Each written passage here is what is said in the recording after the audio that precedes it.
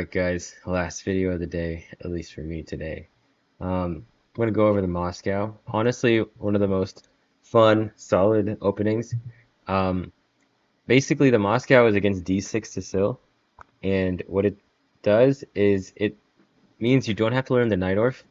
So Najdorf, this is just good chess knowledge, is take, knight f6 here, and then a6. There's so much there in the Najdorf. Honestly, it can be a very fun opening, but if you're playing someone good and they know the lines better, good luck. You also avoid another very theoretical opening, the dragon. So the dragon you get to avoid. And the dragon can once again be a lot of fun, but if they know more theory than you, good luck. Um, and then it can also avoid some classical like e6. And even knight c6 is also not too common, but these Sicilians can be confusing. Like, kind of sticking with the theme of all the openings for the solid repertoire is we're going to stay um, avoiding the open Sicilian. So bishop d5 check. We're gonna start with, let's go with bishop d7. Bishop d7 is the easiest one. There's three variations: bishop d7, knight c6, knight d7. So bishop d7, you're just gonna take. If queen takes d7, okay. So this is the difference, and let me start with knight takes d7. Okay, so we're always gonna castle and go c3 d4. So that is the one kind of cheat code in the Moscow. If you're not sure what to do, castle and c3 d4. All right, so now if the knight is on d7, it does not put pressure on the d4 square. So when they go knight f6, you can go queen e, you go queen e2, and generally the way it's gonna go is something like this. And this is where the difference is gonna become evident. Um, After knight e4 here, so yeah, we're just moving forward, taking the center. After knight e4, we can go knight e1 here. So knight e1, and then after castle, for example, f3 and the knight would be trapped. So then white is very excited here. Um, okay, so that's what we're going to do if knight takes d7. And let me show you the difference if queen takes d7. So queen takes d7, castle, knight f6, queen e2. If we go queen e2 here, remember we do not go queen e2 here. So let's say e6, c3. We're just going to do the same thing. The kind of big difference here, and this is at least the trick that I use to remember. Y'all can use whatever tricks you need. But we can't go knight e1 here because the d4 pawn would hang. So that's the way I remember. Okay, if they go knight takes d7, then we're gonna go queen e2 after knight f6. And any other move like e5, for example, you're just gonna go c3 d4.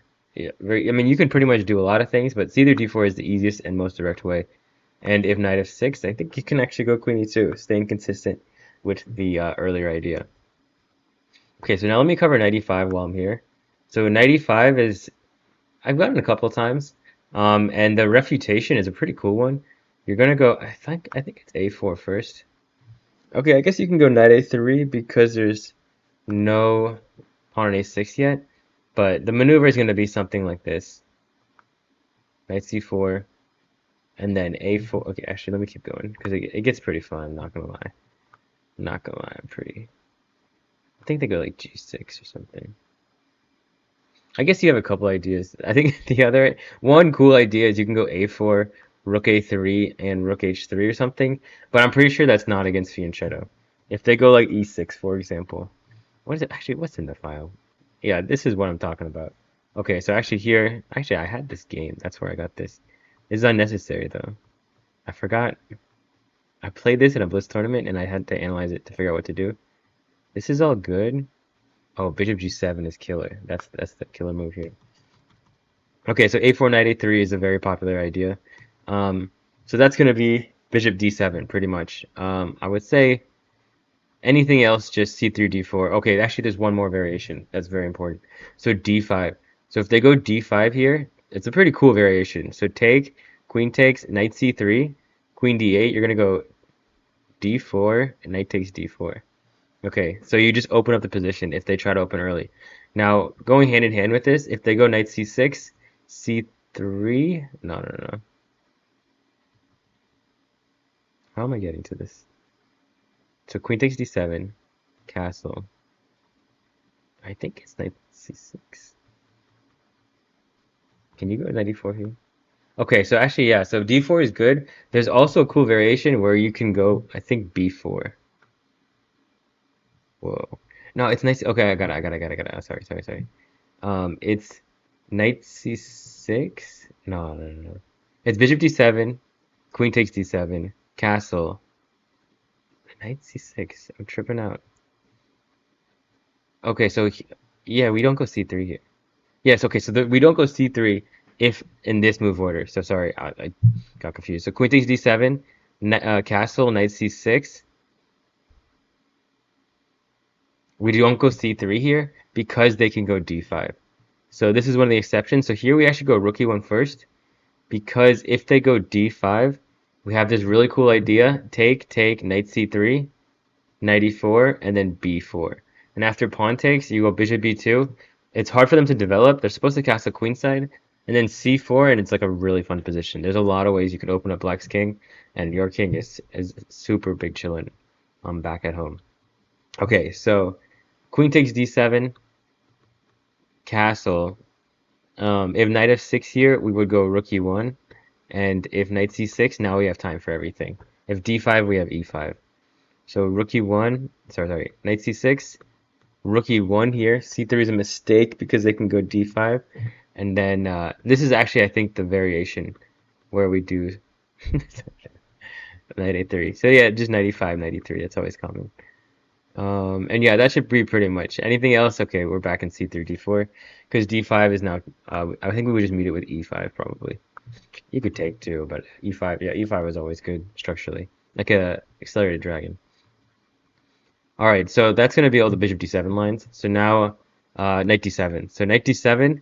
All right, so here's a threat. If you castle here, they go a6, and if you go bishop a4, you just get your bishop trapped. You don't want to do that. So that's why here against knight d7, we go bishop a4 prophylactically.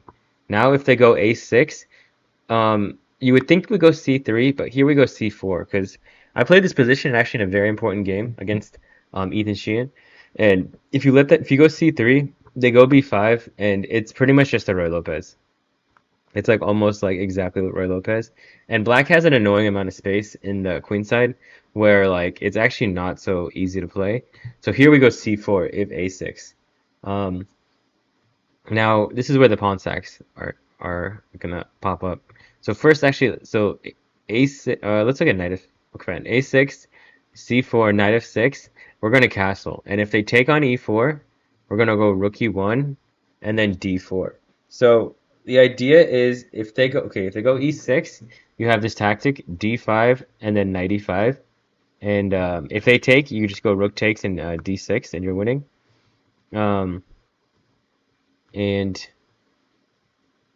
if bishop e7, there's a cool move. You can go knight c6, but unfortunately they can actually kind of just ignore it, and then you don't really have anything. So it's better just to go knight back to f3, and then you're gonna go bishop c2, and you have the two snipers pointing against the king. Um, okay, so that's gonna be the idea behind if they go for if they try to take the pawn. Let me now show you guys if they go knight f6 first. So bishop a4, knight f6, castle, and now if they take the pawn, it's actually even better. So d4 take, and the way to win back your material here is if e6 or e5, you're gonna go knight b5, and basically they can't defend this pawn because of the pin. If they try to go here, bishop f4, and they're toast, and if they go queen b6, I think bishop f4 also they should be in trouble. And it's just too much development, and the weakness is unguardable, unbearable, some might say. Um, okay, if e5, I think you can still go knight b5, but knight f5 is better. You just hit more squares. Um, and yeah, so basically if they take the pawn, you're gonna have a good time at work. um, so now let's look at these g6 lines. Okay, so actually let's look at a6. Yeah, so Moscow, the move order is pretty intricate, I would say. You have to make sure chess space is working. He's had a long day, chess space. It's been like 4 or 5 hours of recording. All right, I believe chess space is back after a little time out. So let's keep powering through. So g6, queen e2. And if they don't go a6, this is really important, or if they don't go a6 here, because here you have to go c4. But if they prolong it, they go g6 here and then a6, now we can actually go for c3. Because you get d4 fast enough before they can really establish with e5. And we can actually go e5, or I think rook d1 actually is not the best, but you can actually just power through. And you have a decent amount of pressure here. Is it knight takes? Yeah, I mean, it's still pretty complicated. Actually, e6 here. e6 is stronger. And then you're going to play this open position, but they have some structural issues. Still, definitely a game, but you can be pretty comfortable there. So that's if they don't go a6. Now, if they go a6, c4, g6, knight c3. All right, so here's the deal with this position. You want to think boa constrictor. You want to basically take away anything they can do. And if they ever go e5, a3, b4 is always really strong. So we're going to go h3. For example, boom, e5. All right, you can already see computer's locked and loaded with this a3 plan. a3, rook b1, b4, and you're going to have a good day. So knight b6. I forgot. Okay, so actually, I think bishop c2 is... No, okay, so I remember this. So knight b6, you go bishop b3 because you want to go for the d4 break. You're going to go bishop b3, d4. And if you go bishop c2, then this c4 pawn is hanging. So since the knight is on b6, you're going to go bishop b3, go for the d4 break, and at some point, hopefully you can go c5 and target this f7 square with the knight on b6. So those are kind of the nuances there. Okay, e6, knight c3. There's actually a pretty cool line here. I think you can just go... Yeah, you can go waiting, but I think d4 is also playable. So d4, take, knight takes, and there's like a cool variation, like castle, I think bishop c2, queen c7, attacking c4. You don't want to go b3 because then they have b5. And b5, like, everything gets all messy. Yeah, you don't want that. You can actually just sack this pawn and go f4. f4, queen c4, bishop e3. And we're down a pawn, but computer really likes white here. You're going to get a pretty, like, pressure on all sides of the board kind of position. And you'll get your pawn back probably with some interest as well. All right, so bishop e7, e6, bishop e7. We're going to go for d4. So you got to know when to break, when to go a3, when to go h3. I will go over them at the end in the problem set. But for the most part, the good news is that is kind of it for knight d7. So bishop a4, keep the bishop. If a6, we got to go c4.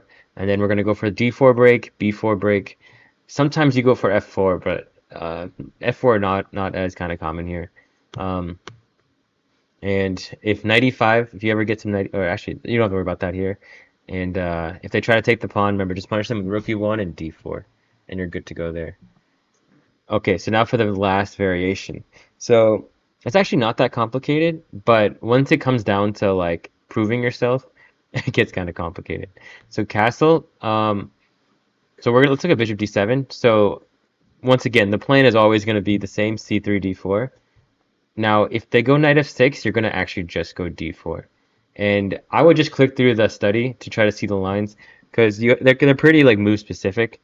But kind of the idea is if here, we're going to try to punish him with all this kind of stuff. And you just, once again, you have a bunch of pressure. This is actually already winning, I think. You can trap his pieces.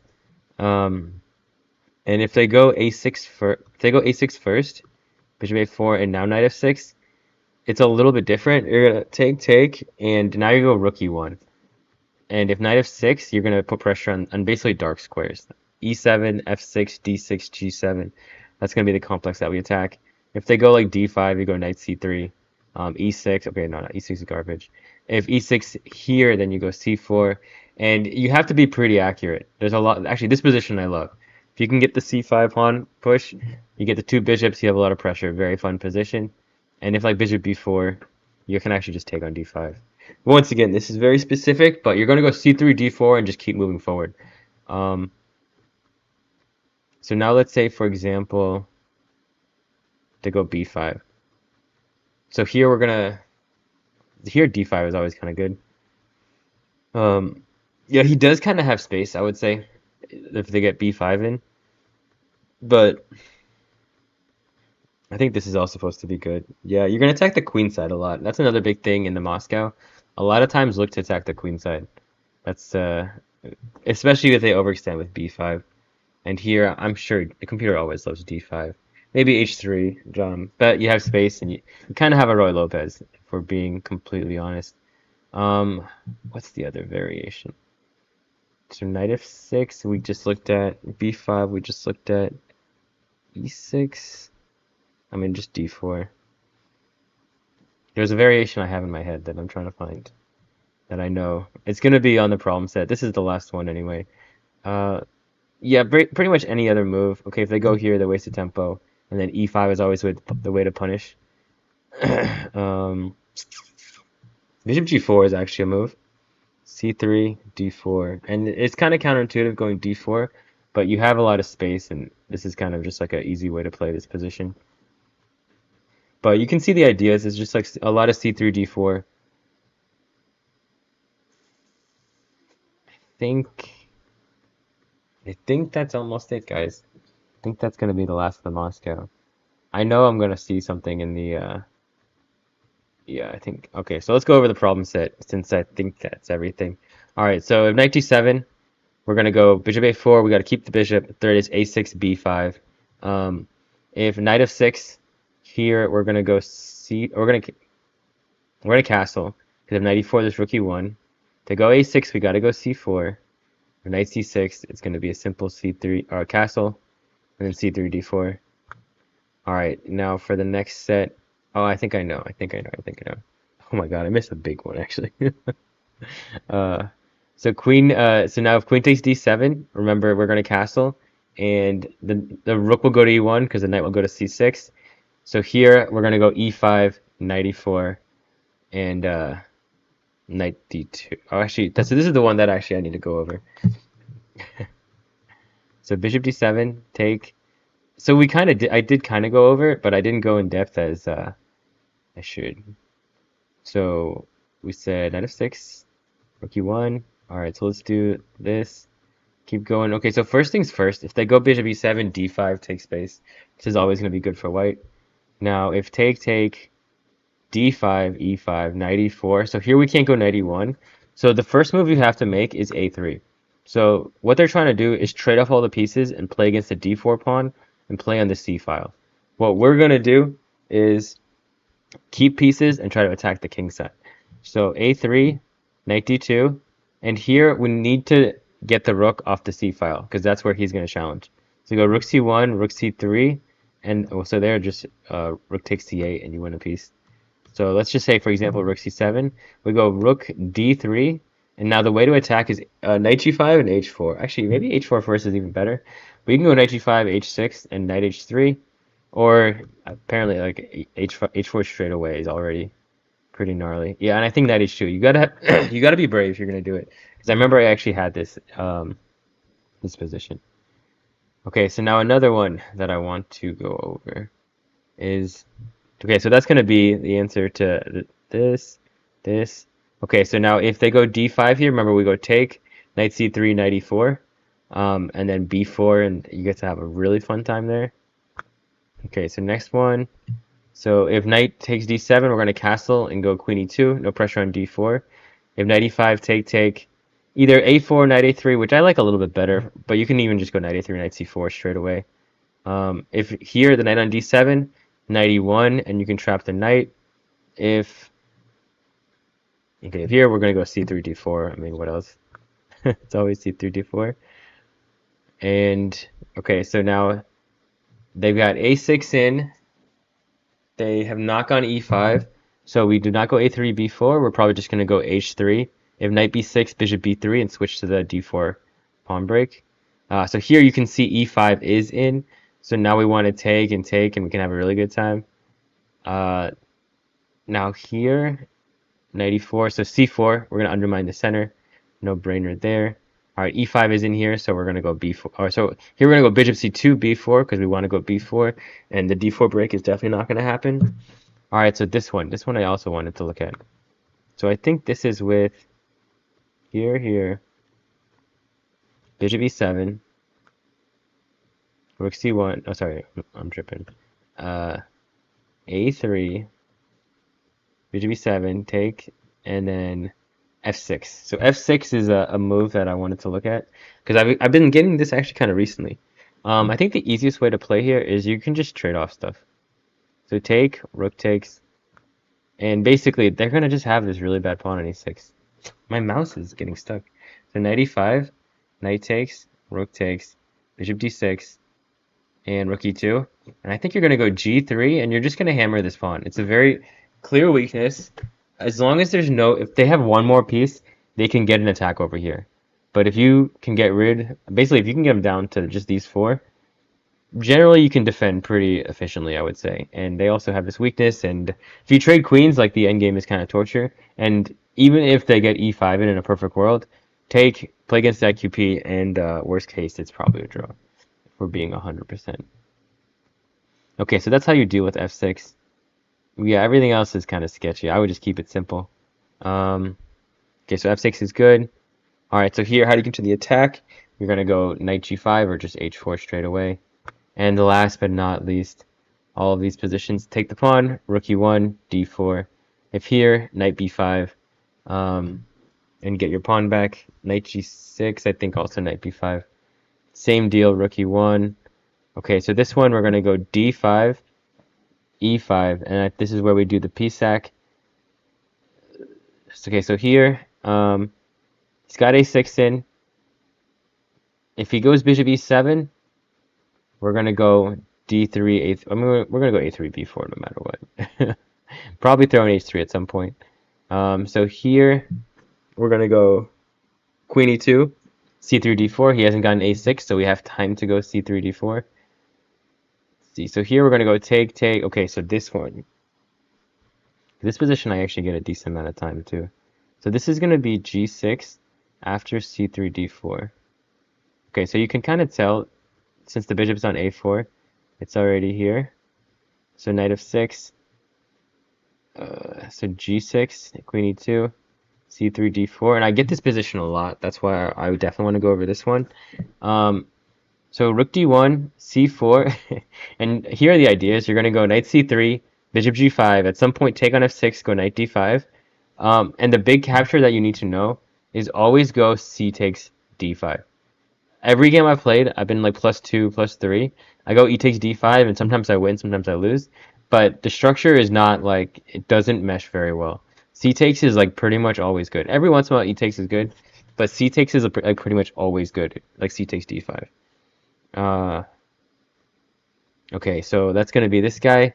So here, yeah, so knight e5, we're going to just go take, and then knight a3, knight c4, knight e5, yeah, same kind of deal. So that, okay, one more.